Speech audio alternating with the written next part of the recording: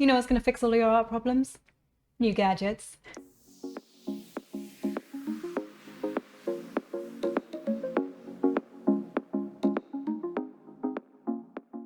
Hey there. Something new and different for me today. This lifelong Wacom fangirl was contacted by the kind folks at XPPen who sent me a tablet to try out, and I've been demoing it and I'm excited to share the results with you. So all my life I've been using Wacom. I started on Intuos, I think like, oh gosh, that's aging, like 16 years ago. Then I moved on to the Mobile Studio Pro, then I moved on to the Cintiq, and I've been using a Cintiq 32-inch for a long time now. I love that thing. It's a beast.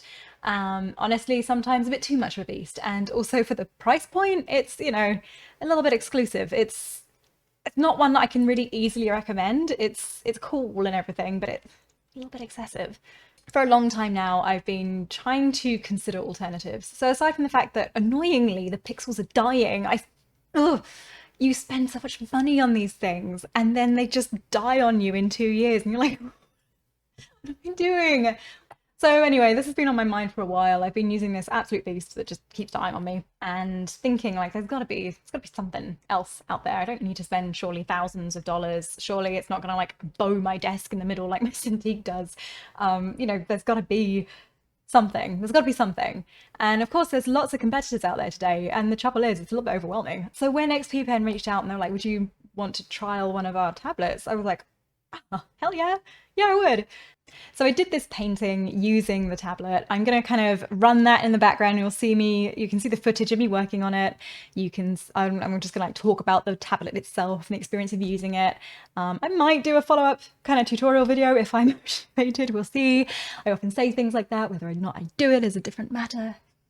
So the model that they sent me was wait, hang on. It was the XPPen Artist 24 FHD.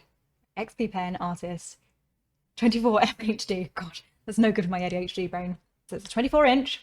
It is a 1920 by 1080 resolution, which is it's sufficient. I would like a little bit more, but it's okay. It's not astounding. There's much better out there, but it's enough. It's a good decent size unit. It's not the like absolute Goliath that my Cintiq is, but it doesn't need to be. 24 inches, ample. It's plenty of space. The resolution is lower than I'm used to, I will admit. That's a 1920 by 1080. Okay, so this is a bit of a tricky review to do, honestly, because I have been spoiled with this absolute Goliath of a machine. This review is not really about like spec for spec comparison. What we're doing here is looking at kind of alternatives. So with that said, I gave it a go. I set it up. One of the first things, I know this is bizarre, one of the first things I noticed out of the box is how nice the stand is. So with a Cintiq, you have to buy the proprietary stand to go with it, which is another like $500 or something. I don't know, a stupid number of money that, the little epoxy stand it comes with cannot support the weight of it. It's like you got to lay that thing flat. There's no sitting up here or anything. And so, the stand is almost an essential. And it's a nice stand, it functions well, but it tacks a lot of money onto it again. The XPPen comes with a stand built in, and it's really nice kind of lever, and you can tilt it anywhere. I think it's set from 16 degrees to 90, so you can get that thing like upright, and you can also tilt it all the way down, and it's got a really nice mechanism to it, and you don't have to pay hundreds of dollars for it. It comes built in. Radical. And the pen is comparable, so it's the same level of pressure sensitivity. It's got tilt recognition, just like the Cintiq Wacom pen does. I actually don't think there's any notable difference there. Now, I had a little bit of trouble setting up, I will be honest. The color profiles were just a little bit different. So I've had trouble setting up my color profiles. I don't know what it is. I struggle. It's always difficult to get consistency. And I will admit that in setting up my new XPPen, I spent a significant amount of time tweaking the color. There are built-in settings that you can play with. So that's like, there's an app that comes with it too. So the stuff is all there. It just might take a little bit of time. And if you're struggling with that, I recommend looking up a guide. Because I did get there in the end. I found a color profile that worked for me and I found color settings that worked for me. But it did take a little bit of tweaking out the box.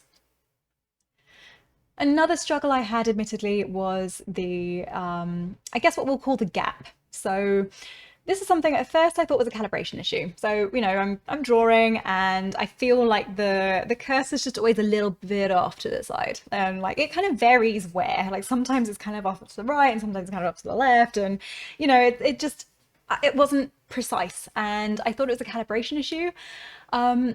I spent a long time calibrating it, and unfortunately I'm going to have to say I think it's actually just that there is a small gap, and it's something I'm not used to, because that is something that the Wacoms have really nailed, is that there is no gap. You're like the cursor and the pen and just like, but with the XPPen I perceived that there was a small gap, and it meant that visually there always seemed to be a little bit of a drift, which is annoying, but it could just be because I'm spoiled. It might be that someone who doesn't come from a Cintiq background might just be like, oh, of course, that makes sense, that's fine. For me, it was a little bit of an adjustment, and I think that, you know, I did get used to it, and when you compare it from like a price point standpoint, I'm like, yeah, you know, you are paying a lot less, and I'm able to kind of forgive that, I think. Otherwise, it was a really nice painting experience. It was smooth, there was good pressure sensitivity, the tilt was great, you know, it was responsive, there was no lag that I perceived. Once the color profile was set up, once the calibration was as good as I could get it to be, it was a really good painting experience. It's really impressive these days what you can get for like a comparable price. It's just like, I'm fairly sure I paid about 3,500 for the Cintiq.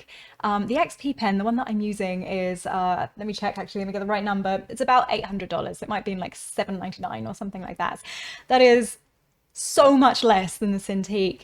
But what you're getting, like, it's true, I think, if I'm to be fully honest, like the Cintiq is better. But not that magnitude better, okay? So, you know, I wouldn't recommend people replace, if they have a Cintiq, if you've got a Cintiq and you're looking for like something better, I don't think this is your baby. I think that, you know, maybe there are other alternatives out there, I don't know. This is not an upgrade, but if you are just getting started, this is great. This is absolutely, I mean, you could get very far with this. I think this would be great for students. This would be great for new professionals, hobbyists. It's really nice to see more affordable models coming onto the market, because it's such a shame when there's this big old price barrier for artists to get started. And so even if there is like a couple of performance things that I don't like as much as my Cintiq, it really pleases me to see stuff like this on the market. I think this is going to open up digital art to many more people, and that's always a good thing.